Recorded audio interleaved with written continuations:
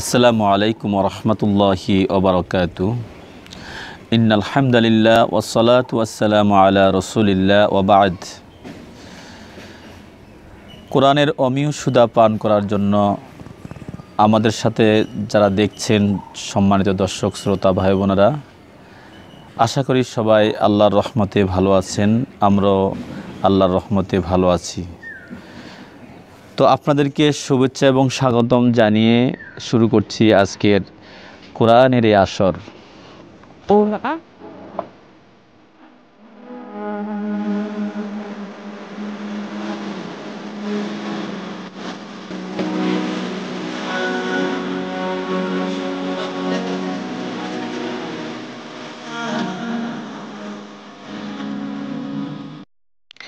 আজকে যে বিষয়ে আমরা আলোকপাত করব, কোরআনুল কারীমের অমীয় সুধা পান করে কিভাবে আমরা আল্লাহ তাআলার সান্নিধ্য পেতে পারি। আল্লাহ তাআলা বলেন, আল্লাযীনা আতাইনাহুমুল কিতাবা ইয়াতলুনাহু হাক্কা তিলাওয়াতিহি উলাইকা ইউমিনুনা বিহি। অর্থাৎ আমি যাদেরকে কিতাব দিয়েছি, কোরআন নামক মহাগ্রন্থ যাদেরকে দান করেছি, তারা এই কোরআনকে হক অনুসারে তেলাওয়াত করে। কোরআনকে তার হক অনুসারে তেলাওয়াতের অর্থ, হযরত আব্দুল্লাহ ইবনে মাসউদ রাদিয়াল্লাহু তাআলা আনহু বলেন, ওই সত্তার শপথ যার হাতে আমার প্রাণ। এখানে হক অনুসারে তেলাওয়াত বলতে এটাই বোঝায় যে কোরআনে যেটাকে হালাল করেছে সেটাকে হালাল জানা এবং যেটাকে হারাম করা হয়েছে সেটাকে হারাম জানা, অর্থাৎ কোরআনকে বুঝে পড়া। সাহাবা আজমাইন নবী করিম সাল্লাল্লাহু আলাইহি সাল্লাম থেকে যেভাবে কোরআন শিক্ষা করেছেন, যদি আমরা সেদিকে তাকাই আমরা দেখতে পাবো নবী সাল্লাল্লাহু আলাইহি সাল্লামের সাহাবারা নবীজি থেকে কোরআন শিখেছেন। তো সাহাবারা নবীজি থেকে 10টি আয়াত শিখতেন এবং 10টি আয়াত বুঝতেন, এটাকে আমলে পরিণত করতেন। ওয়ালাম ইউজাউযুহা, এর আগে তারা সামনে অগ্রগামী হতেন না। তো এটাই সুন্নাহ। আমরা জানতে পারলাম কোরআন বিশুদ্ধ তেলাওয়াতের পাশাপাশি কোরআনকে বোঝা, এটা কিন্তু সাহাবাদের সুন্নাহ ছিল। এজন্য কোরআনুল কারীম বিশুদ্ধ তেলাওয়াতের পাশাপাশি কোরআন বোঝা কিন্তু আমাদের জন্য জরুরি। কোরআনুল কারীম হচ্ছে আমাদের জীবনের পাথেয় এবং আমার জীবন সমস্যার সমাধানের এক অমীয় বাণী। কারণ আমার ভিতরে এমন কিছু রোগ আমাদের ভিতরে আছে, শিরকের রোগ, বেদাতের রোগ, হালাল হারামের রোগ, মানুষের উপর অত্যাচার করার রোগ, মানুষকে হিংসা করার রোগ এবং আমার ব্যক্তি জীবনের অনেক কিছু রোগ, পারিবারিক জীবনের রোগ, সামাজিক জীবনের রোগ, সমস্ত রোগের শিফা কিন্তু কোরআনুল কারীম। আল্লাহ তাআলা এটা নাজিল করে মানব জাতির জন্য যে কথাটা ঘোষণা করেছেন, ইয়া আইয়ুহান নাস ক্বাদ জাআতকুম মাউইযাতুম মির রাব্বিকুম ওয়া শিফাউন লিমা ফিস সুদূর হুদা ওয়া রাহমাতুল লিল মুমিনিন। আল্লাহ তাআলা বলেন, ওহে মানব জাতি, তোমাদের কাছে তোমাদের রবের পক্ষ থেকে এক ওয়াজ, এক নসিহা এসেছে এবং শিফাউল লিমা ফিস সুদূর, মানুষের অন্তরে যে রোগ রয়েছে, অর্থাৎ শিরকের রোগ, বেদাতের রোগ এবং মানুষের উপরে জুলুম করার রোগ, অত্যাচারের রোগ, এরকম যত রোগ রয়েছে, চুরি, জেনা, ব্যভিচার এবং উলঙ্গপনা, বেহায়াপনার, অর্থাৎ একটা মানুষ তার ব্যক্তি জীবনে, তার পারিবারিক জীবনে, তার সামাজিক জীবনে ধ্বংস হওয়ার যতগুলো রোগ রয়েছে সমস্ত রোগকে নিরাময় করবে আল্লাহ তাআলার এই অমীয় বাণী, যেটা আমার জীবনের সকল সমস্যার সমাধানের পাথেয়। এই কোরআন থেকে আমাকে এই রোগগুলো শেফা করতে হবে। তো শেফা আমি কখন করব? যদি আমি কোরআনকে না বুঝে থাকি। এজন্য কোরআনুল কারীমের এমন একটি বিশেষ সম্মোহনী শক্তি আছে, আমি যদি হৃদয় দিয়ে, মন দিয়ে, আবেগ দিয়ে আল্লাহ তাআলার এই কোরআনকে অধ্যয়ন করি, স্টাডি করি, তো আল্লাহ তাআলার পক্ষ থেকে আল্লাহ তাআলা আমাকে এই কোরআনের অমীয় বাণীর এই বরকতে আমার জীবনের সমস্ত রোগগুলো থেকে আমাকে শেফা দান করবেন। আল্লাহ তাআলা কোরআনুল কারীমের মধ্যে বলেন, ওয়ানাজ্জালনা আলাইকাল কিতাবা তিবিয়ানান লিকুল্লি শাই, আমি আপনার উপর এই কোরআনকে, কিতাবকে নাজিল করেছি এবং এর মধ্যে সকল বিষয় সম্পর্কে, প্রত্যেকটি বিষয় সম্পর্কে বিস্তারিতভাবে আমি বর্ণনা করে দিয়েছি। আমরা জ্ঞানবিজ্ঞানের যে শাখায় আমরা অন্বেষণ করব, আমি যদি হৃদয় দিয়ে আমার সে জ্ঞান, মেধা, যোগ্যতা দিয়ে কোরআনকে গবেষণা করি, সেখানেই আমি কোরআনের মধ্যে এর সমাধান পেয়ে যাব। সুপ্রিয় দর্শক শ্রোতা, আমি আপনাদের খেদমতে এই বিষয়ে একটি ছোট্ট ঘটনা বলতে চাই যে কোরআন থেকে আমাদের জীবনের সমস্যা যদি সমাধান আমরা গ্রহণ না করি, তাহলে আমাদের জীবন কীরকম হয়। যেমন এক ব্যক্তি একটা ঘটনা উল্লেখ করেছেন যে তিনি বিদেশে গিয়েছেন। যাওয়ার সময় তিনি তার পরিবার পরিজনের মধ্যে তার স্ত্রী, তার বৃদ্ধ মা, 2 সন্তান রেখে তিনি বিদেশে যাত্রা করেছেন। সেখানে যাওয়ার পরে তার সন্তানদের জন্য, তার পরিবার পরিজনের জন্য তিনি খোঁজখবর রাখেন। তো তৎকালীন সময় তো চিঠি, কোনো যোগাযোগ ব্যবস্থা ছিল না, চিঠির মাধ্যমে সংবাদ নেওয়া হতো।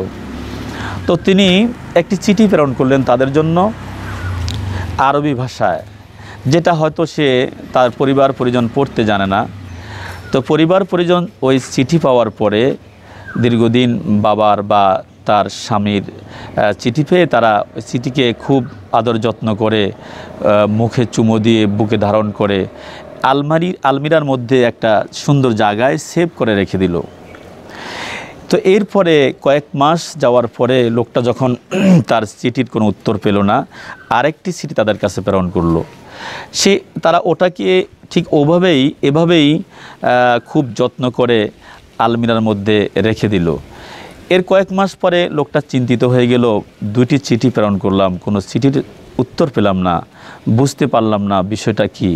আরেকটি চিঠি প্রেরণ করলেন, সেই চিঠিটাকেও তারা খুব যত্ন করে আলমিরার মধ্যে সংগোপনে রেখে দিল। এরপরে লোকটি চিন্তিত হয়ে যখন বাড়ি ফিরে আসলো, তখন দরজা করাঘাত করার সাথে সাথে সে বুঝতে পারল তার ঘরের মধ্যে একটা শূন্যতা কাজ করে।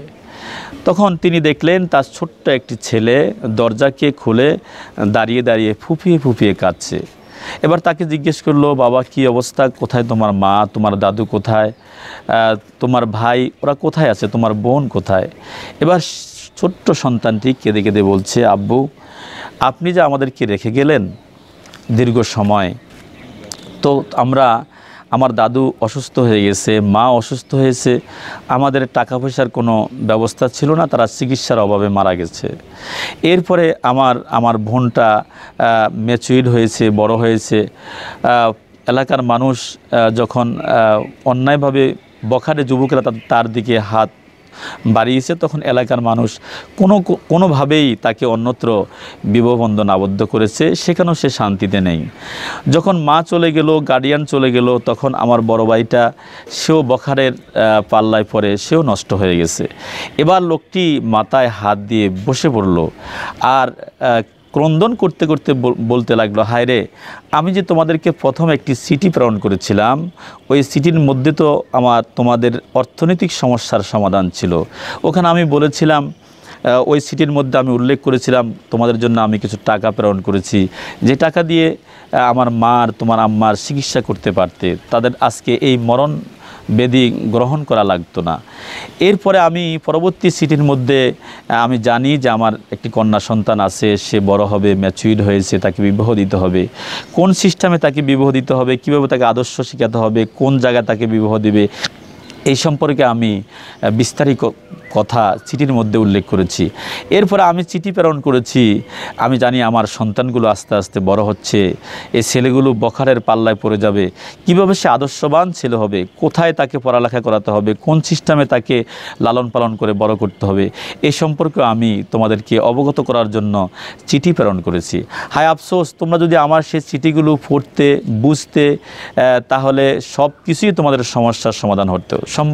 সম্মানিত দর্শকবৃন্দ, আমি এই ঘটনা দিয়ে আপনাদেরকে যে মেসেজটা দিতে চাচ্ছি সেটি হচ্ছে, আল্লাহ রব্বুল আলামিন এই জগতে মানব জাতিকে সৃষ্টি করেছেন। সৃষ্টি করে এদেরকে কোন সিস্টেমে কোন পন্থায় পরিচালনা করলে পরে এরা তাদের দুনিয়ার জীবন সুন্দর হবে এবং আদর্শবান সমাজ গঠিত হবে, তার ব্যক্তি জীবন, তার পারিবারিক জীবন, তার সামাজিক জীবন একটি সুন্দর সোনালী সমাজ প্রতিষ্ঠিত হবে, এই সম্পর্কে তো আমি বিস্তারিত কথা কোরআনুল কারিমের মধ্যে তোমাদেরকে জানিয়ে দিয়েছি। কিন্তু আফসোসের বিষয় হচ্ছে আজকে গোটা বিশ্ব থেকে শুরু করে আমাদের দেশ, আমাদের সমাজ, আমাদের ব্যক্তি জীবন, পারিবারিক জীবন কোথাও কিন্তু আল্লাহ তাআলার এই কোরআনটাকে ফলো করা হচ্ছে না।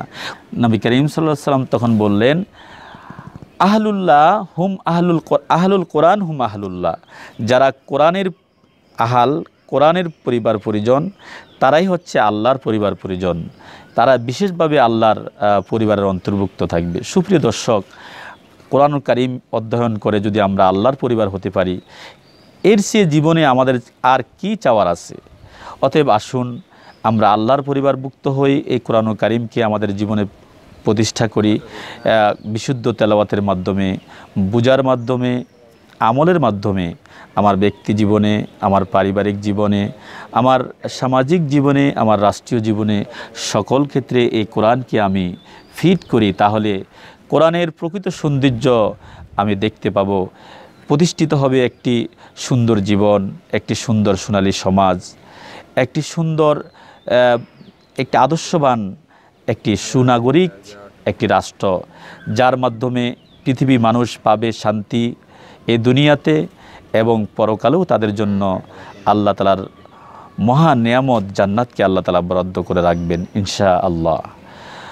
তো আজকের মতো এখানেই শেষ করছি। ওমা তাওফিক ইল্লা বিল্লাহ। আসসালামু আলাইকুম ওয়া রাহমাতুল্লাহি ওয়া বারাকাতুহু।